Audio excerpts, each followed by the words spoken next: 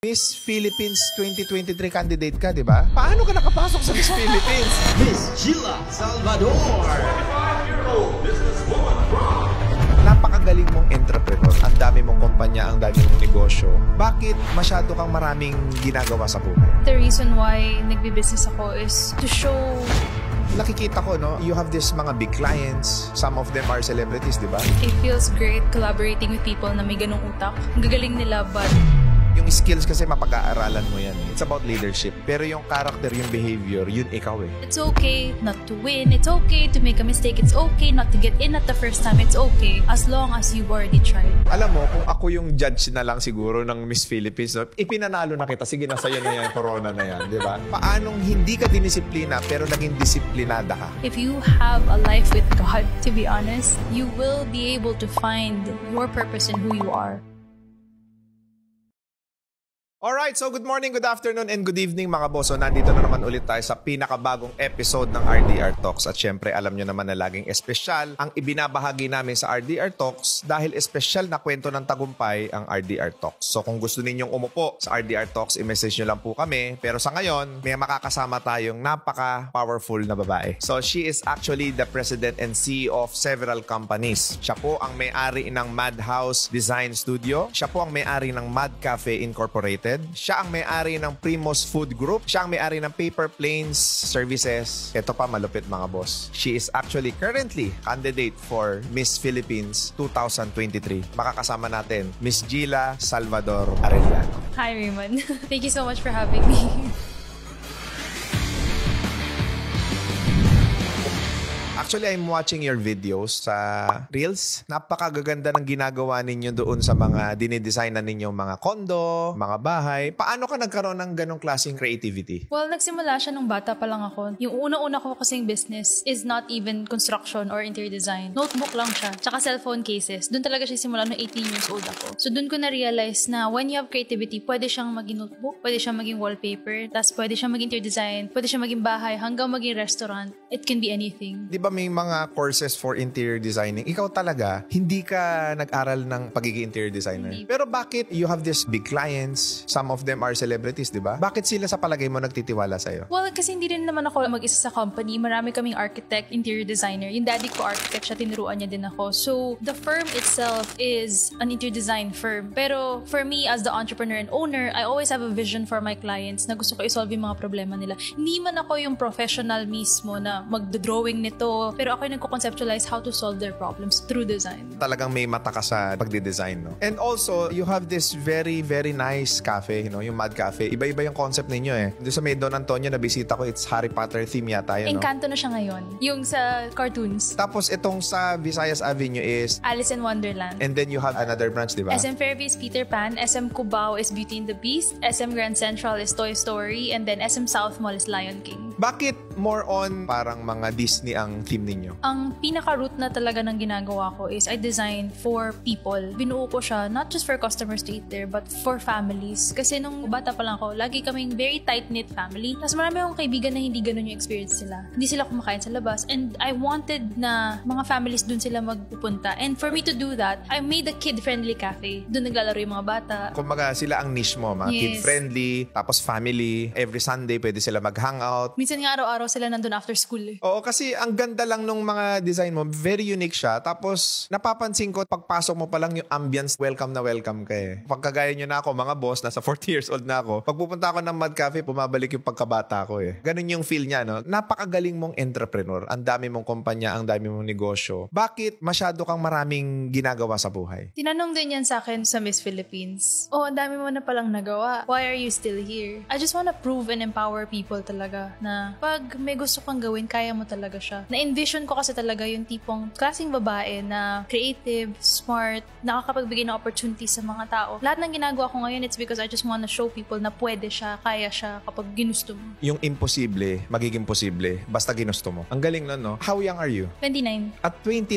years old, nandun ka na ba sa point ngayon na kaya ka nagninegosyo para makapagbigay ka ng mas maraming trabaho and also wanted to provide opportunity to other entrepreneurs? Actually, the reason why nagbi-business ako is to show first yung vision ng company, which is yung kid-friendly, we're solving problems. And second, to give jobs. Kaya kahit nung pandemic, na halos hindi na kami bukas, nagbayad pa rin kami ng renta because I know matatapos din siya. Hindi ako nag-give up kasi maraming umaasa sa akin ng mga staff and employees na hindi ko sila pwedeng bitawan. So, I'm really here for both outside my customers and inside my employees. Alam mo, napapansin ko sa'yo, napakalakas mo, no? Sa palagay mo, bakit ka merong ganyang klaseng mentality? Paano ka nagkaroon ng ganyang klaseng pag-uugali? Saan ang galing yan? Sino si Gila nung bata siya? It's from my dad. Kasi nung bata pa lang ako, siya nag-instill sa mind ko na lahat ng gusto mong gawin kaya mo. Whatever the mind can conceive, the body can achieve. Nothing is impossible. If there is a setback or challenge, maging excited ka. Huwag kang matakot. Paano ka pinalaki ng papa mo? Gusto ko malaman din ng mga parents na nandyan so that they would know paano nila palalakihin yung mga anak nila na maging kagaya mo. I-tolerate mo sila and i-spoil, diba? It's one thing na parang, oh sige, gawin mo yan. Oh sige, gawin mo kahit anong gusto mo. But whenever I came to my dad, Papa, gusto ko gawin yung project na to. Pero medyo mahirap siya eh. Do you know kung paano ko siya bubuin? Ituturo niya. Gato yan. Hindi ko kaya eh. Hindi. Tuturo ko sa'yo, gawin mo. And then mapuprove ko sa sarili ko, ay, kaya ko nga. He'll teach me na kaya mo kahit anong gusto mong gawin. Take it from there. I don't want you to just learn. Galingan mo pa. Siyempre, hindi naman lahat ng ginawa mo is naging maayos. Napapagalita ka ba? Napapalo ka ba? Paano ka dinidisiplina ng papa mo? Never niya ako dinisiplina. Never? Paanong hindi ka dinisiplina pero naging disiplinada ka? Because he gave me freedom of choice. Binibigyan niya ako ng scenario. Sige, if ginawa mo yan, ito yung mga pwedeng mangyari. Tapos mamimili ako the best possible outcome for myself. Hindi niya ako sinuspoon feed. So mga boss, kung meron kayong anak ngayon, nasa murang edad, bigyan natin sila ng free will. Bigyan natin sila ng choice sa buhay. Kasi yung kaisipan ng bata, minsan akala natin yung naiisip natin ang tama para sa kanila. Pero meron pala silang mga naiisip na kung i-develop lang natin, mas magiging maganda yon para sa kanila. Mental being nila, emotional being nila, magiging maayos lahat. Nakaranas ka ba ng naghirap kayo, nagkaroon kayo ng mga challenges sa buhay? I remember when I was in grade 4 and grade 5, I went to a public school. I guess it's because we were struggling at the time. Pero never niyang pinaramdam sa amin yung difference. Napansin ko lang na we don't have a car right now. Pero hindi ko naramdaman na nawalan ng food. Naramdaman ko siya nung umiwalay ako sa kanila actually. Matindi talaga ang mindset nila. Kaya lumaki kang kung sino ka man ngayon, Sabi diba? nga nila maraming times na hindi na nila alam paano babayaran yung tuition ko. Pero hindi ko naman daw naramdaman yun. Grabe, no? Napakaswerte mo sa magulang, no? So, kung may anak ka, do you think na yung pagpapalaki ng magulang mo, yun din ang i-apply mo sa magiging anak mo? Oo.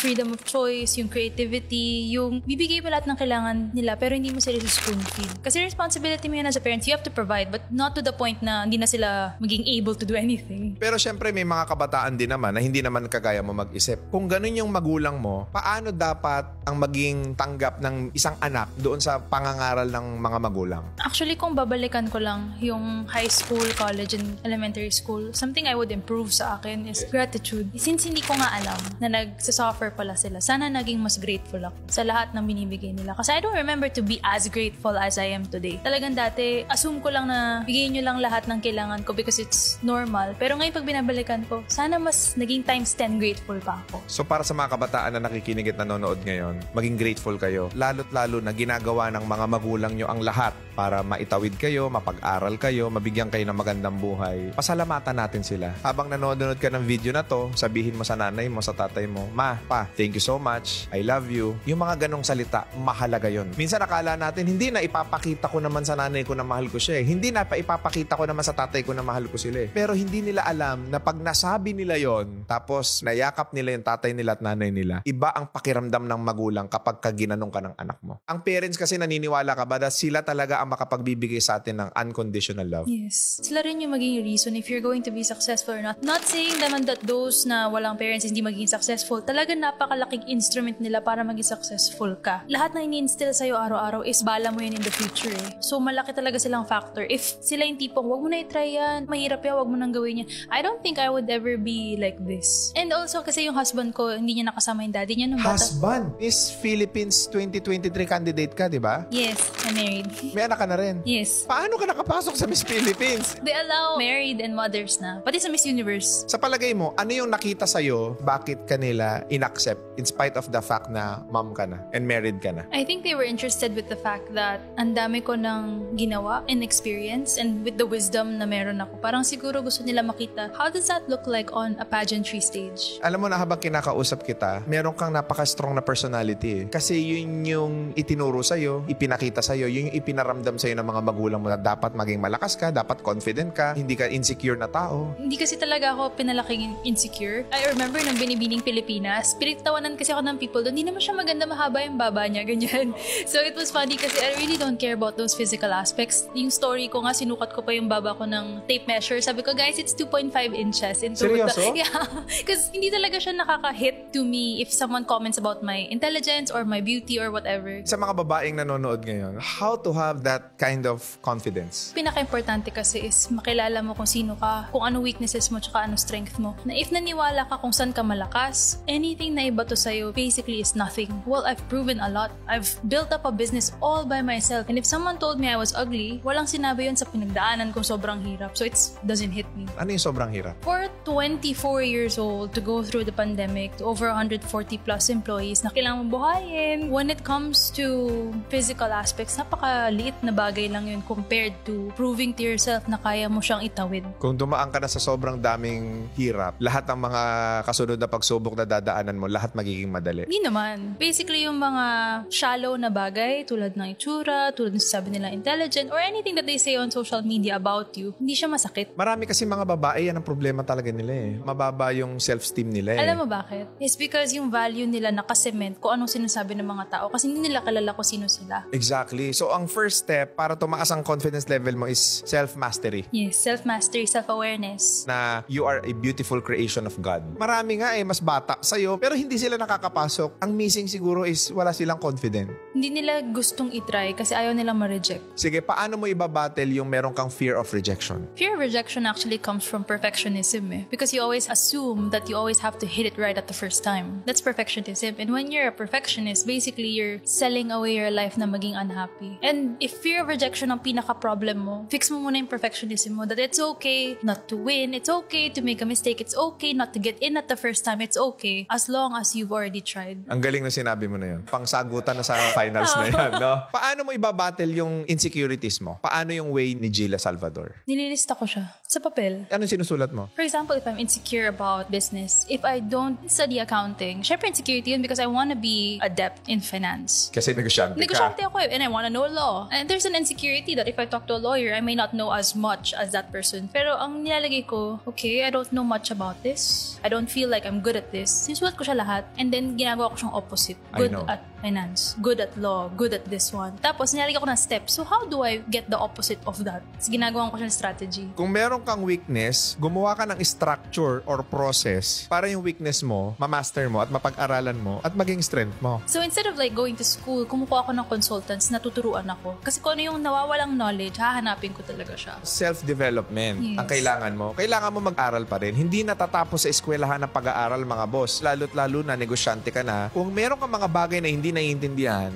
aralin mo. Kasi yan ang isa sa mga pinakamalaking factor kung bakit maraming negosyante, nagtataka sila bakit sila nalulugi, bakit sila nababankrupt. Kasi ignorante sila sa maraming bagay. Tama yung sinabi mo, Gila eh. Kaya siguro napakarami mong negosyo and successful sila because yung mga hindi mo alam, pinag-aaralan mo eh. So hindi nagmamatter yung pinag-aralan mo. Ang nagmamatter is yung karakter ng may-ari na meron siya dapat willingness to learn. It's actually the thirst for knowledge. Ano ang pinaka-success principle ni Gila as a successful entrepreneur and of course as a candidate of Miss Philippines 2020? Bumabalik siya dun sa sinabi ng daddy ko, maging excited ka pag may challenge. If merong setback or problem sa harap mo, kailangan mo siyang matutunan, ma-overcome. Kasi ibig sabihin sa likod nun is success. Every time meron akong hurdle, I really have to learn how to go over that. So siguro ilang ganun na yung naganan ko. Kasi sa sobrang dami kong hindi alam before, na self-taught ko na lang lahat na naging problema ko. If I don't know this, pag-aaralan ko siya, and then next one, and then next one, and then next one. Dumating ba sa point na sa pagiging negosyante, na-discriminate ka rin? Na, ay, si Gila, hindi naman interior designer yan. Yes, marami. Kasi hindi man ako nag-aral eh. Kailangan kasi license ka pag nag-interior design ka, pag nag-build ka ng bahay. So marami akong bashers. Paano mo hinandle yun? Hindi kasi nila alam na meron akong company na may professional sa loob. So kala nila ako lang. Ano yung pakiramdam na yes, hindi ka interior designer, hindi ka engineer, pero may mga empleyado kang ganun? It feels great na I'm collaborating with people na may ganong utak. And it feels great na, wow, ang gagaling nila but they're helping me with the vision of the company. So it's it's about leadership, no? Yung skills kasi mapag-aaralan mo yan eh. Pero yung character, yung behavior, yun ikaw eh. Yun yung magdedetermine kung hanggang saan mo gusto dalhin ang buhay mo. What if may mas malalaki pang mga pagsubok ang darating sa buhay ni Gila? Ano ang gagawin niya? Every hurdle was fit to my age. Like, nung 18 ako, ang stress ko lang noon is yung supplier ng notebook is hindi niya ma-print on time. Siyempre, yung capacity ng emotion ko is iyak na ako, hindi niya natapos yung printing, magagalit yung customer ko. So, hanggang 18, ganun. Umabot ako sa point from ganun kaliit to something so large na 3 years na siya. And that's mula 2020 until today. Struggles of a business person na pinagdadaanan ko is hindi siya normal because it felt like it has been like this for 3 years. Lugi. Not the lugi. It's more of like every day or every single week there's a different problem. It could be a product problem. It could be people problem. It could be a system problem. It could be anything. It's literally any facet of the business biglang magiging problem siya. Tapos kailangan mo siya i-solve. Tapos pag na-solve mo siya, may bago na naman. And for the past 3 years, I was doing that over and over again. And actually feeling ko na naging robot ako at the time. Kasi I thought that my mentality na kailangan ko lang i-overcome,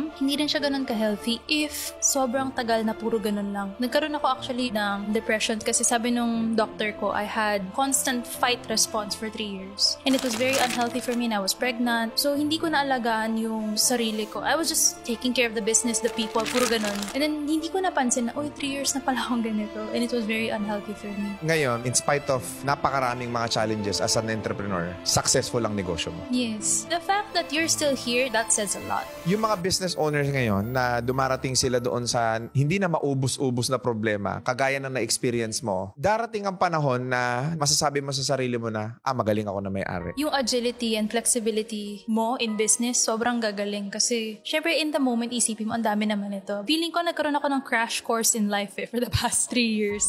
Bigay tayo ng sitwasyon. Example, nalulugi ang finance. Kulang yung perang pumapasok versus doon sa expenses. Paano ang troubleshooting ni Gila? The first thing other people would say was retrenchment, diba? Magbawas tayo ng expenses, cost, magbawas tayo ng ganyan, kasi kailangan maging lean yung operations. Hindi kasi ako advocate ng things like that eh. Kasi syempre, pag pumasok na yung tao sa company ko, naniwala sila sa ginagawa ko, hindi ko naman pwedeng sabihin, okay, bye-bye, hindi tayo nag-workout. Sa akin kasi, hinahanap ko muna yung root cause why we're not earning as much. It's not just because we have high expenses, it's because of so many factors. Baka yung sistema nyo may mali. Baka yung cost nyo ng products masyadong mataas. So pag finix mo yung system mo, finix mo yung product costing mo, then tataas yung income mo. It's not all about cutting expenses. For example, yung shelf life ng produkto natin, napapanisan tayo, nasisiraan lang tayo. Paano mo i-resolve yan? Problema yun sa processes. Ibig sabihin, hindi sila nagpo-forecast ng mabuti kung ano talagang product kailangan nila. If nag-overstock kayo ay nasisira lang siya, then you're not managing the restaurant well. You're not using the past months as experience na, ito lang benta natin, dapat ito lang din order natin. For example, December, yung order mo is ganito kadami. Na-expect mo January, ganun pa din yung benta mo. But those are different months. Problema sa mga empleyado, lagi nag-aaway-away, nagkakagulo-gulo. Ano ang resolution dyan ni Gila? You never manage people. You manage systems. Because each person has a different upbringing, a different attitude, a different way of seeing life. So if you manage the person per person, you'll find yourself managing 100 different personalities. But if you manage systems na alam mo na pag na-order ka sa Mad Cafe, someone takes an order, goes to the kitchen, makes the food, and gives the food back, sistema yun eh. So ang tinitignan mo dito is not the attitude of the person, but the system if nasusunod siya. And for you to manage systems, you have to write systems. SOP. Ang galing. Paano nag-survive sa pandemic ang Mad Cafe? It was really the understanding of the staff. At that time, I think I was only able to give them allowance of about a percentage of their salary. And the number one thing was communication. Ito lang ang kaya namin as a company. We would still like to keep you. Things will be better soon. Would you like to stay? Yung understanding talaga nila, yung love nila for the company, yun talaga yung reason kung bakit nag-survive siya until this time. Because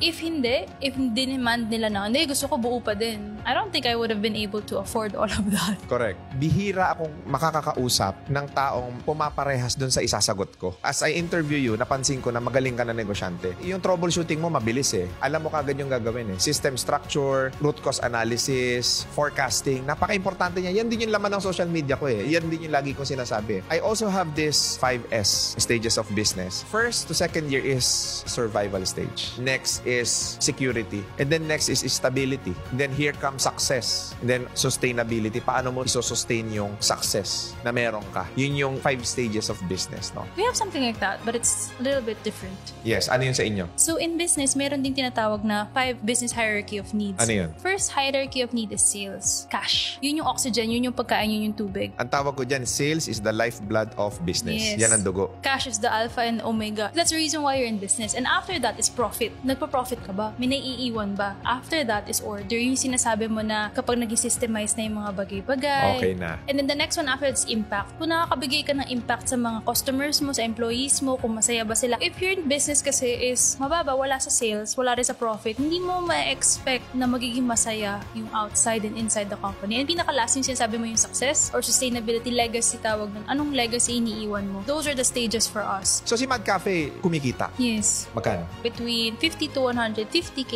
a day. Oo, ang gaganda kasi ng mga store ninyo. Tsaka pag tinitignan ko yung menu, reasonable yung presyo. Tapos ang ganda ng ambience, ang ganda ng facility for the kids. Talaga nakakainganyo na kumain sa inyo. Bakit prioritize mo yung aesthetics ng store rather than yung pera na yun? Siguro makakatatlo, 4 na branch ka na Bakit hindi scaling yung priority mo? Bakit yung aesthetic? We're not here just to serve food. It's for us to bring families together. And we can't do that if the aesthetic is not giving that. Tawag dyan, unique selling point, your USP. Yes. So your USP should be proportionate doon sa target market mo. Kailangan ninyong maintindihan mga boss na meron tayong tinatawag na market segmentation na iba-iba talaga ang behavior ng tao. Ang galing nung Mad Cafe kasi. Si Mad Cafe kasi ang nakuha niya medyo middle class pataas na mga family na pag pumunta ron, hindi rin masakit sa bulsa. Kasi growing up, laging mami ko, mahal naman dito. So, tumatak yun sa utak ko na ayokong sabihin nila yun. Ano ang nakikita mo sa Mad Cafe after 5-10 years? Expansion of Mad Cafe nationwide through franchising. And then for Madhouse, we also want to provide our services nationwide. Pagdating dito sa Madhouse Design, paano ka nagko-quote ng, kumbaga, singil ninyo sa mga nagpapadesign ng mga condo units, sa mga magpapadesign ng resto nila, papadesign ng mga commercial spaces nila? Paano ang services ninyo dyan? We have partner contractors. So what our job is to design these houses, these commercial spaces, and then do the specs, and then someone will quote it. May accreditation process kami. Kailangan dumaan sila doon na maging accredited partner sila. So sila yung nagko-quote kung magkano lalabas. But the good thing about this is, binibigyan namin yung clients namin ng options. Option 1, 2, 3. Ito yung mura, ito yung middle, ito yung mas mahal. Ikaw na mamili kung anong gusto mong quality dyan. Dito sa mga business mo, sa dami-rami ng kumpanya, paano mo siya na-handle? You have to understand that you're not supposed to do it alone. You have to change who you are 180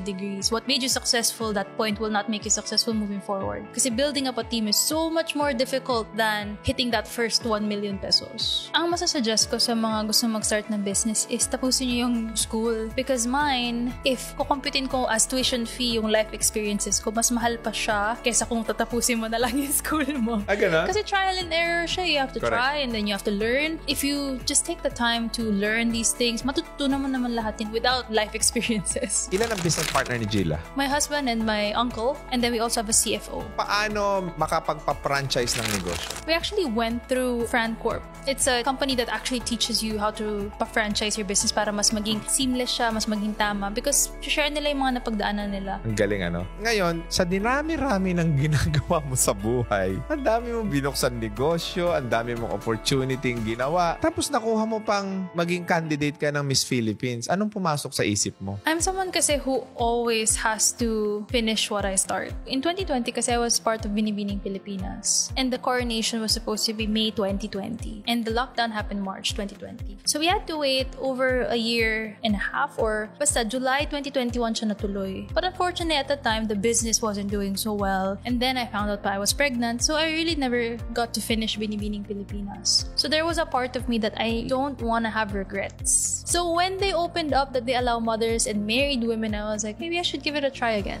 Because in the beginning, I set out to show people what an empowered woman looks like. Why not show it again this year? Yes. Kung kakausapin mo yung mga babaeng mababa ang self-confidence, hiyang-hiya sila sa sarili nila, ano yung ma-advise mo sa kanila? I could go on and on every day or for hours to tell you that you just have to find yourself, know who you are. But the root of the matter is, if you have low self-confidence, maybe because you're looking at the wrong place for validation. You're looking at the wrong reasons why you are who you are. If I was gonna give you advice, I could say self-mastery, I could say self-awareness, but ultimately, if you have a life with God, to be honest, you will be able to find your purpose in who you are. Ang galing nun, mga boss. On point ka lagi. Alam mo, kung ako yung judge na lang siguro ng Miss Philippines, ipinanalo na kita, sige na sa'yo na yan, corona na yan, di ba? Nakakamangha yung mga babaeng kagaya mo. Kasi mahirap kasi sa mga tao, ito naghahanap kayo ng validation, ng approval, ng acceptance ng mga tao, pero tanggap ka ng Diyos Ang galing na sinagot siya mo for na yan. you.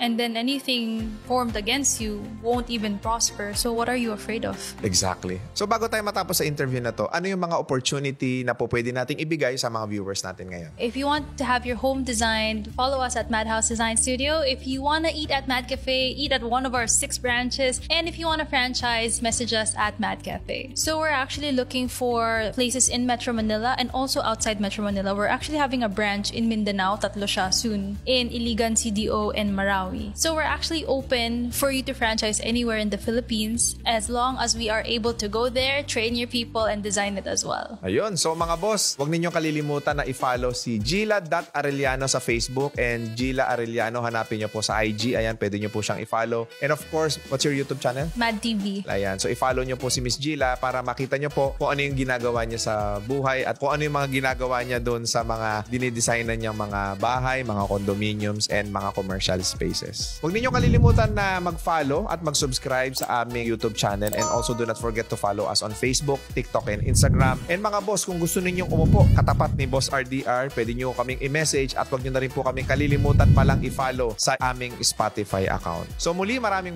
salamat sa inyo mga boss and God bless sa inyo lahat. Thank you so much. Thank you.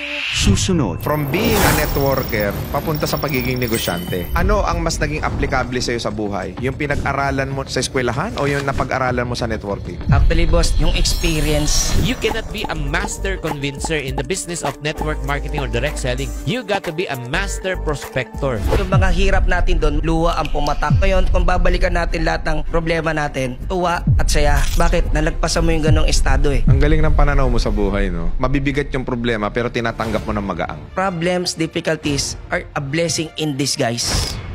Gaano kasarap na nakapagbigay ka ng sasakyan, nakapagbigay ka ng bahay, nakapagbigay ka ng oportunidad na lahat ng mga bagay na yon. Yung wisdom, kailangan ipasa mo yan. The more values na binibigay mo, the more na nagiging valuable person ka. Yan ang maghuhulma sa'yo to become that bigger and better person.